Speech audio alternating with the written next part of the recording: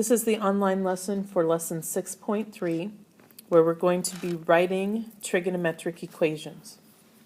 So this lesson is going to be sort of the reverse of what we did last lesson. In the last lesson, we were given the function or equation for a sine or cosine function, and we were supposed to graph it. In this section, we will be given the graph of what our sinusoid is supposed to look like, and then we need to identify the characteristics that will lead us to the proper equation or function for that graph. So here's our first example. The characteristics of the sinusoid are the same as what we talked about yesterday. We still need to be able to identify the A, the B, the H, and the K in order to put those into the correct places in the general form of the function. Now remember, the B is going to come from whatever the period is. And we'll talk about how those two are related in just a minute. So let's look at some of these characteristics. Remember that A comes from two different characteristics. The first is the amplitude, and the amplitude, remember, is the distance from our axis for the sinusoid to either the maximum point or to the minimum point. It doesn't matter which, but we're not going to use both. We're just using one or the other. So if we look at this distance from the maximum point to the axis, and based on what the scale is labeled, we can see that we have 4 as our amplitude. Now we also need to look at what kind of a function we're going to be dealing with and whether it's in the normal sort of parent configuration or whether it has been reflected. So in this case, because we are starting with a maximum point here on the y-axis, we know we're going to be dealing with a cosine function. And in the parent function of y equals cosine, we do start with a maximum point on the y-axis. So we don't need to reflect anything here. Oops, sorry. We don't need to reflect anything here. We just need to go with the fact that our amplitude is 4, and therefore A is going to be 4. Okay? Now, for the period, we need to look at what is the interval that it takes in order to complete one full cycle. So let's change color for this for a second so you can see it more clearly. So if I'm starting right here, and I go through one full cycle, then that is following the graph until I get back to a maximum point. So starting here, I go down, come back up, and when I reach that next maximum point, I have made it through one full period. So what is the interval of that period from here to here? Well, again, based on how my axis is labeled, I can see that it takes 2 boxes to get to pi over 2. So another 2 boxes would be another pi over 2 and would put me at pi. So it takes pi units to get through one full period. Now, if you remember from the last lesson, we said that the period for sine and cosine was equal to 2 pi divided by the b value from our general form of the sinusoid function.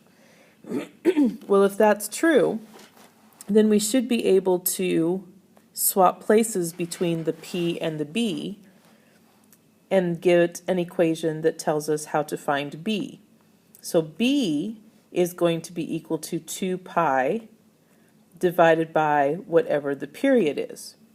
So in this case, if my period is pi, then 2 pi divided by pi means that my b value would have to be a 2.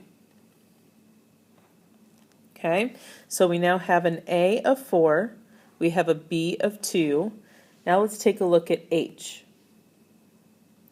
For the h, we want to know, does this graph of cosine seem to have been shifted to the right or to the left in comparison to where the parent of y equals cosine would be? And in this case, the answer would be no. Generally, the parent for cosine starts at the max point right here on the y-axis, and that's exactly where this graph starts as well.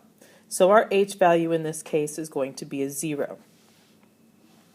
Similarly, with our k value, we have to decide, has our graph shifted up or down in comparison with this parent function? And again, the answer is no. The axis that goes right through the middle of this cosine is the x-axis, and so there is no k value either. So now when we put all of these pieces together, we should be able to write our function for this graph. And it should be that f of x is equal to a, which was 4, times the cosine of b, which was 2, times x minus h. Well, h was just 0, so that's just going to be x. And then plus k, which again was just 0. And so our final function will be f of x equals 4 cosine 2x. Okay, so we're just working backwards from what we were doing yesterday.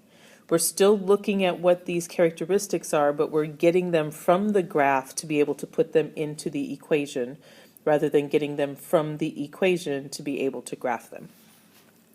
Let's take a look at one more. So in this case, excuse me, let's start by identifying which sinusoid function we will be using.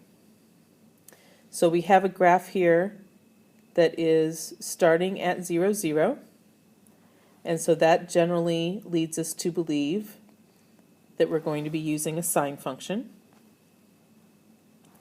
If we then look at our a, again, it's two things we want to look at, the amplitude and whether it's been reflected or not. So our amplitude is going to be from the axis down to a min, or from the axis up to a max. And since both of those have been labeled for us, it's easy to tell that that distance is 5. But then we also need to look at, from this starting point at 0, 0, is my graph starting to go up and then come back down, or is it starting down and then going back up? And how does that compare to the parent function of sine of x? Well, the parent function normally goes up first and then comes back down. And in this case, we're going down first and then coming back up. So that tells us that this does have a reflection. So not only does A represent the fact that my amplitude is 5, it also represents that there's a reflection through the x-axis, and therefore my A should be a negative 5. Okay, next we'll move on to our period and our B value. And so for the period, we want to know how long does it take to go through one full cycle. So starting here at 0, 0, we're going to go down, and then we're going to go up and come back here to start the cycle over again. And so the distance from here to here is pi over 2, 2 pi over 2, 3 pi over 2, 4 pi over 2, otherwise known as 2 pi. So the period of this function is 2 pi, which leads us then to using our B equation of 2 pi over p, and 2 pi over 2 pi is just going to give us 1. Okay.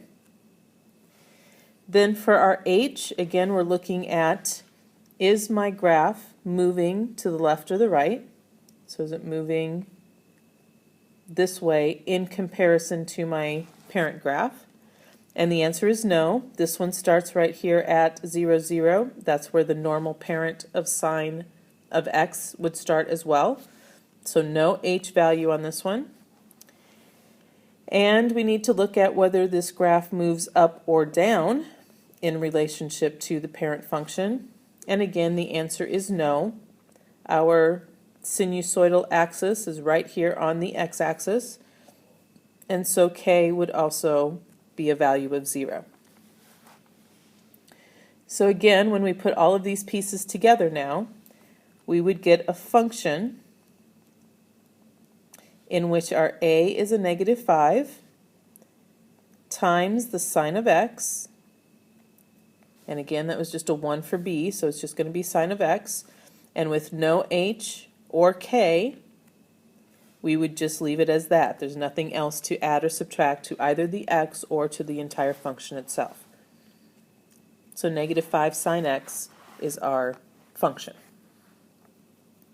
Now in class we'll talk a little bit more about what happens when we do have an h or a k value, and we'll talk about how you can use this in application situations to be able to write a function for a real life situation. And so keep these concepts in mind so that you feel confident about doing those kinds of things tomorrow, and we will see you then.